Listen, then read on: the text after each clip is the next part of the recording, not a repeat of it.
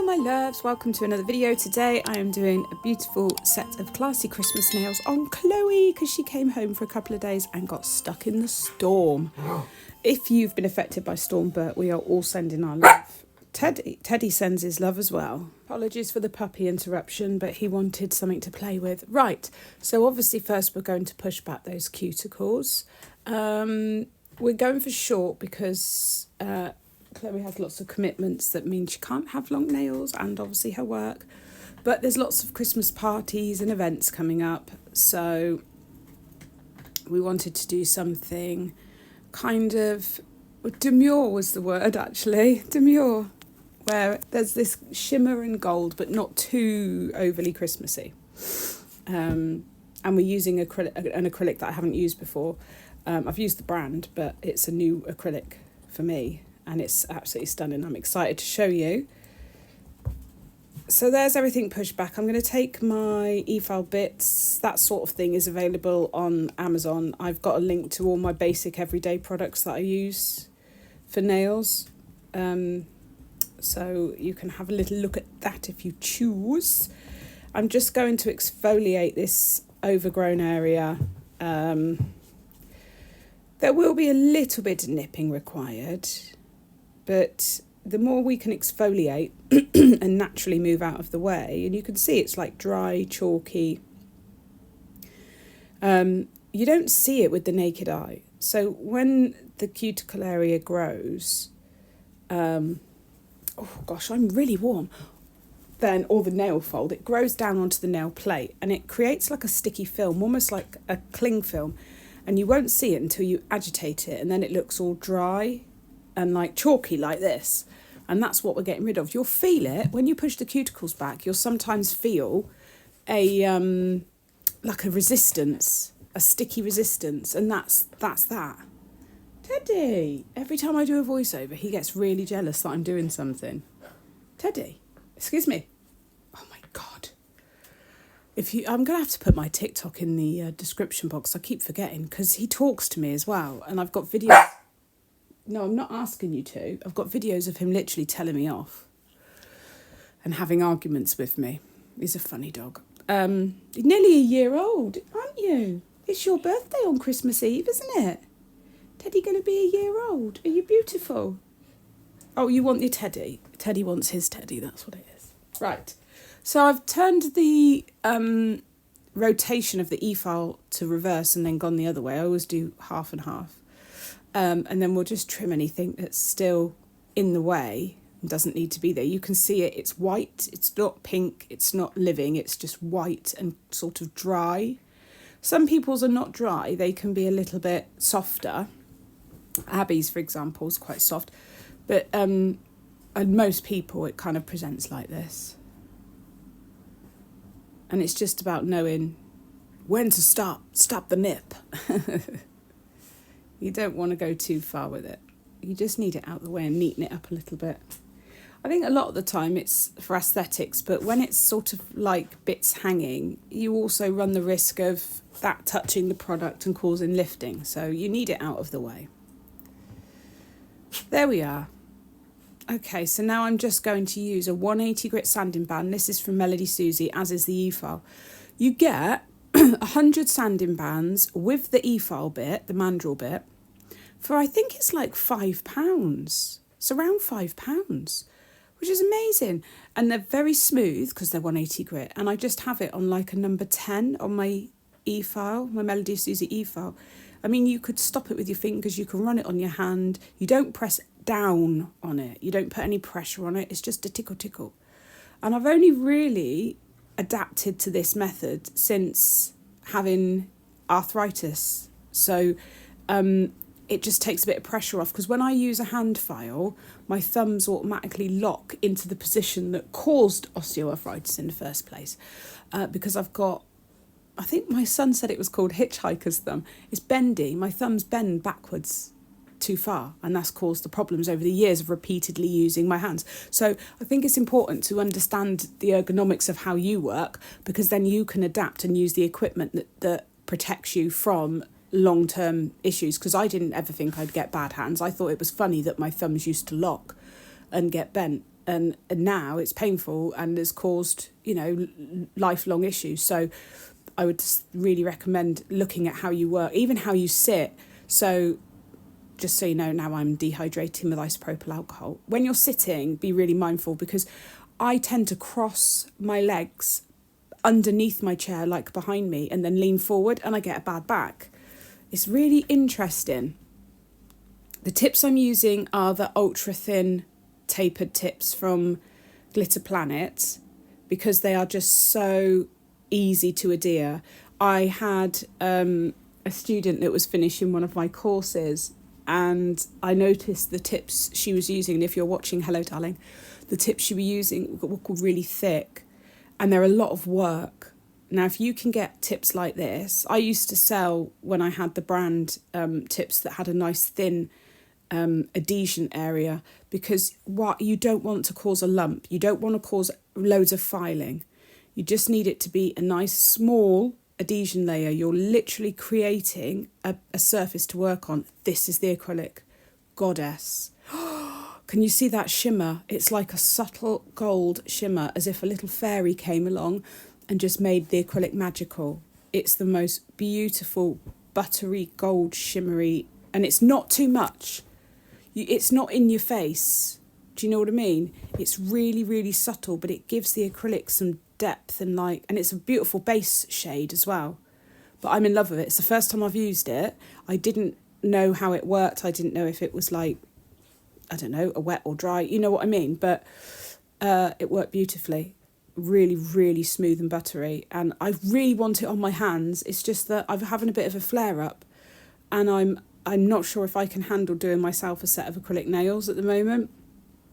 As you can see, I'm well overdue infills on my hard gel, but I really want this acrylic. Like, I'm desperate to have it. So if you want to come and do my nails, I think Lorna should do my nails, actually. Lorna, do my nails.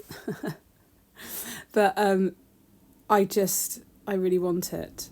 I'm almost to the point where I want to stamp my feet. I want it! Because Chloe's nails are short, a lot of these can be applied in one bead. And then if you need a little bit here and there, just add it. Oh, you teddy boy. Hello, darling. Oh, here we go. He's talking to me. I'm so sorry. Darling, what is it you need? You've got your teddy. There you are. Have your teddy. Yes. There we are. When it comes to the end, you can drag that product down and sort of scoop it with your brush. Scoopy scoop.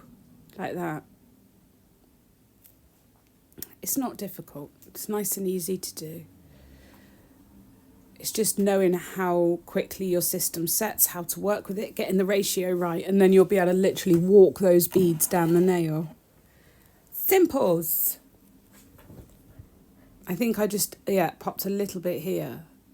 Again, don't work too wet, but I just wanted to tap it into shape to even out the corner there. On this one, initially it was really out of focus. It just, see my left thumb? That's what I'm talking about, right? I don't even realise it does it, how much it bends. Over the years of repetitive use, that's what's caused me damage in the joints in my hands. And it happens in my fingers and stuff like that as well. They all lock. And I don't know whether it's just bad luck or whatever, but for some people, it leads to osteoarthritis. So I think if you've got something like that, just be mindful of how you work. You can get like little thumb braces, because the hospital gave one to me, but I've lost it because it was like a couple of years ago.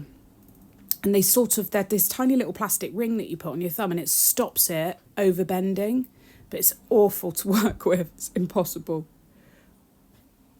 I did at one point bandage them like with tech tape to try and support them, but my thumbs just bent through it because they were just determined to be defiant.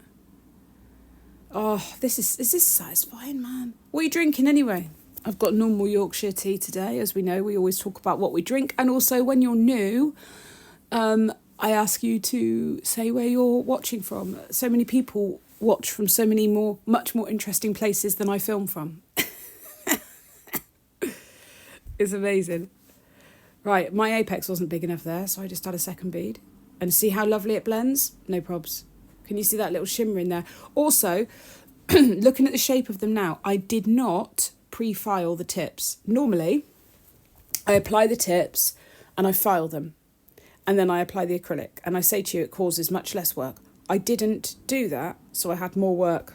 And I think at the time, my spaghetti brain, bear in mind I'm in my 40s, guys, thought that this would be a really good idea to save time, but it didn't. It took me longer and it hurt my thumbs. Don't do it.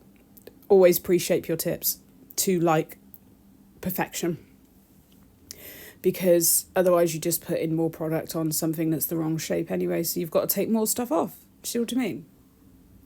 All right, Ted, are you okay? He's watching. He's actually sat here watching the video as I voice it over. So yes, there was a lot more filing involved, but what can I do? I just had to do it. Also, I noticed this nail was a bit longer because I hadn't pre-shaped it. Quick drink of tea, darling. Wet the whistle. So yes, do as I say, not as I do. Is that what it is? Is that what it? Yeah, that's the saying, isn't it? Anyway, went to the E-file to try and do the cuticle work because I was just feeling the pressure on the old hand. The thumb, my right thumb, really swelled up. So, I'm going to tickle over the surface, 180 grit, obviously, and I am using it at like 35 RPM or 30 RPM. So I'm using it on its top setting, like near its top setting, because because acrylic's harder to file. Oh no, here comes the noisy cat as well. He's always... Yeah, hi, Toast. They follow me every video. I'm going to have a secret hideout somewhere. So yeah, I'm just using it to tickle over the surface, just neaten up the cuticle area, smooth the surface of the nail. The cat won't shut up now. Hi, mate. And then get the nail ready for filing. I did still run over it quickly with my hand file, and I did buff the nails as well. I also tried something else different. I don't know whether it's my spaghetti brain or whether it's just that I'm feeling brave, but I've done a couple of things this time that I don't normally do. So first of all was not pre-shaping the tips. That's out of character for me. I call that spaghetti brain, definitely. The second thing was that I did not apply a matte top coat before painting the nails. I buffed them instead. And it did work as well. It did. But it was more work. Do you see what I mean? So I caused myself more work when I have a perfectly wonderful velvet matte top coat that would have smoothed the nails over for me. But, you know, what can you do? See my fat thumb starting to swell up? It was chunky when I'd finished. I am doing this snowflake because Chloe's nails are tiny already. They're like children's hands. These snowflakes are even tinier. They're probably like, they don't look tiny to you, but my God, they're tiny. So I was doing one little branch, we're going to call it, at a time. And then flash curing, because it's so tricky on tiny nails to not make them too thick or make them wonky or... And we wanted to put 3 on the nail. Well, Chloe wanted 3 on the nail. After doing 1, I was like, Jesus Christ. So we did like 1 and 2 halves, if you see what I mean, because it's just not the space. They're very, very small nails.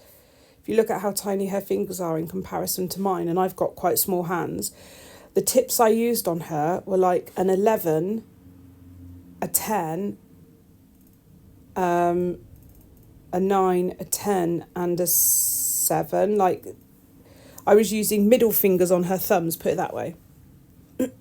So that gives you an indication. So we're doing little ones in the corner there. These are a lot easier to do because you're not relying on perfection. You can have it coming off the edge there a little bit. And then one at the top where where Chloe has her nails widen about halfway down the nail, they fan. And quite often when I'm filing, the acrylic will be taken down a little bit lower. So there was a blemish there. And that's just where I tried to correct the shape and even it out a little bit. So we just painted over that. Pretend it's not there, darling. You chuck glitter on it, chuck nail art on it, chuck crystals on it, just put something on it. And pretend it's not there, okay? That's my professional advice. It's not worth stressing over. The nails are secure, they're fine, everything's fine. We're all fine. Take a deep breath. Right.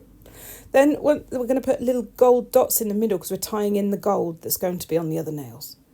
And the minute you put a coloured dot in the centre of the snowflakes, it lifts them, in my opinion. Sorry for the blurring. My camera is clearly having a mood swing and doesn't like it. So I've tried to zoom it in just so you can see the blurriness even closer up.